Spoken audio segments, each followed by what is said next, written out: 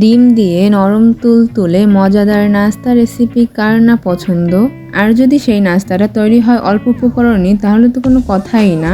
আসসালামু আলাইকুম everyone, welcome to SK cooking recipe. আজ আমি আপনাদের সাথে শেয়ার করব 3টি ডিম দিয়ে মজাদার নাস্তা রেসিপি। তার জন্য আমি রুম টেম্পারেচারে থাকা 3টি ডিম ভেঙে নিয়েছি।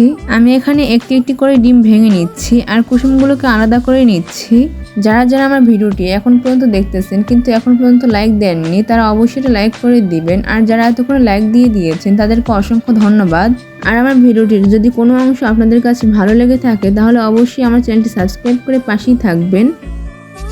এরই ভিতরে আমি সাদা অংশ থেকে ডিমের কুসুমগুলো আলাদা করে নিয়েছি। এখন এই সাদা অংশের ভিতরে দিয়ে দিচ্ছি হাফ কাপ পরিমাণ চিনি, স্বাদ মতো লবণ।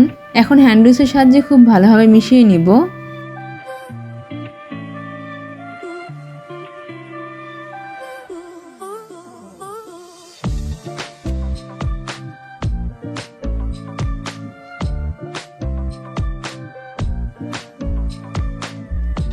হ্যান্ড উইচের সাহায্যে সবকিছু খুব ভালোভাবে মিশিয়ে নিতে হবে।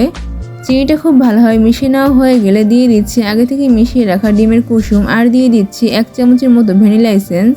এখন ডিমের কুসুম সবকিছু একসাথে খুব ভালোভাবে মিশিয়ে নিতে হবে। আমি এখানে হ্যান্ড উইচ দিয়ে খুব ভালোভাবে মিশিয়ে নিয়ে একদম ফোমের মতো তৈরি করে নিয়েছি। এই ফোমটা তৈরি করতে একটু বেশি সময় লাগবে, আপনারা অবশ্যই ধৈর্য সহকারে এই ফোমটা তৈরি করে নেবেন। এখন আমি এর ভিতরে দিয়ে দিচ্ছি 2 টেবিল চামচের মতো তেল। এখন আবারও সবকিছু হ্যান্ড উইচের সাহায্যে মিশিয়ে নিব। সবকিছু খুব ভালোভাবে মিশিয়ে নেওয়া হয়ে গেলে এর ভিতরে কিছু শুকনো উপকরণ দিয়ে দিব। এর জন্য প্রথমেই আমি একটি চালনি নিয়েছি, তার উপর দিয়ে দিচ্ছি 1 কাপ পরিমাণ ময়দা, হাফ কাপ পরিমাণ গুঁড়ো দুধ, হাফ চামচের মতো বেকিং পাউডার। এখন সবকিছু খুব ভালোভাবে চেলে নিব। এখানে প্রথমে আমি অর্ধেক চেলে নিয়েছি, তারপর হ্যান্ড উইচের সাহায্যে খুব ভালোভাবে মিশিয়ে নিচ্ছি। আপনারা তো দেখতেই পাচ্ছেন আমি একদম আলতো হাতে মিশিয়ে নিচ্ছি। ঠিক এরকম করে মিশিয়ে নিতে হবে। এরকম করে আলতো হাতে মিশিয়ে নিলে আর ডিমের ফোমটা নষ্ট হবে না।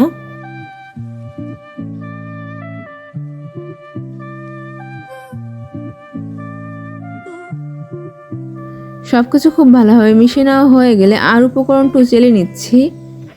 আবার সবকিছু আলতো হাতে খুব ভালোভাবে মিশিয়ে নিতে হবে।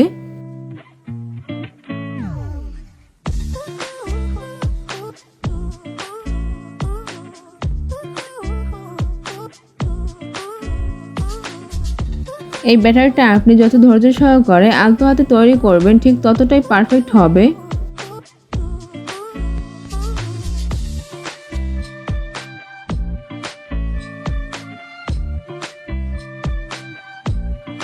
আমি এখানে সবকিছু হ্যান্ড উইচের সাহায্যে খুব ভালোভাবে মিশিয়ে নিয়েছি। আপনারা তো এখন দেখতেই পাচ্ছেন এই ব্যাটারটা কতটা পারফেক্টভাবে আমি তৈরি করে নিয়েছি। এখন আমি এই ব্যাটারটা সেট করে নিব। এই জন্য ফ্রাই প্যানে সামান্য পরিমাণ তেল দিয়ে ব্রাশের সাহায্যে চারপাশে ছড়িয়ে দিচ্ছি।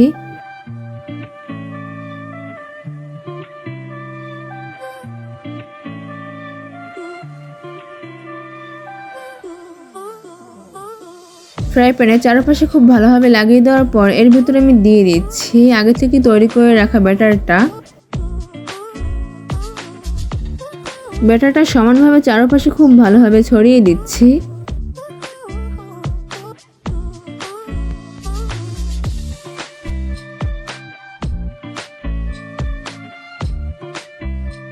এখন আমি এটাকে বেক করে নেব। এই জন্য চলে যাচ্ছি চুলাতে। চুলাতে আমি আগে থেকে একটি ফ্রাই প্যান দিয়ে রেখেছিলাম। এখন আমি এর উপরে অন্য ফ্রাই প্যানটা দিয়ে দিব। এখন ঢাকনা দিয়ে প্রায় 10 মিনিটের জন্য রেখে দিব। এটাকে প্রায় 10 মিনিট বেক করে নিলেই হয়ে যাবে। আমি প্রায় 10 মিনিট পর ফিরে আসলাম। এবার আমি ঢাকনাটা উঠিয়ে নিচ্ছি। দেখতেই পাচ্ছেন মাশাআল্লাহ কতটা পারফেক্ট হয়েছে। এখন আমি আপনাদেরকে দেখিয়ে দিচ্ছি ভিতরটা কতটা পারফেক্ট হয়েছে। দেখতেই পাচ্ছেন কাঠিটা একদম ক্লিন বের হয়েছে, তার মানে ভিতরটা একদম পারফেক্ট হয়েছে। এবার আমি একটি প্লেটে নামিয়ে নিয়েছি। তারপর আমি ছুরির সাহায্যে খুব ভালোভাবে কেটে নিচ্ছি। মাশাআল্লাহ আপনারা তো দেখতেই পাচ্ছেন ভিতরটা কতটা পারফেক্টভাবে হয়ে গিয়েছে। তাহলে আজকের এই এত সহজ রেসিপি আপনারা বাসায় একবার হলেও ট্রাই করে দেখবেন। আপনাদের কাছে কেমন লেগেছে অবশ্যই আমাকে কমেন্ট করে জানাতে ভুলবেন না। আর একটা লাইক করে সাবস্ক্রাইব করে আমার চ্যানেলটির পাশে থাকতে ভুলবেন না। এখন আমি আপনাদেরকে একটু ভেঙে দেখিয়ে দিচ্ছি ভিতরটা কেমন হয়েছে। আপনারা তো দেখেই বুঝতে পেরেছেন ভিতরটা কতটা পারফেক্ট হয়েছে।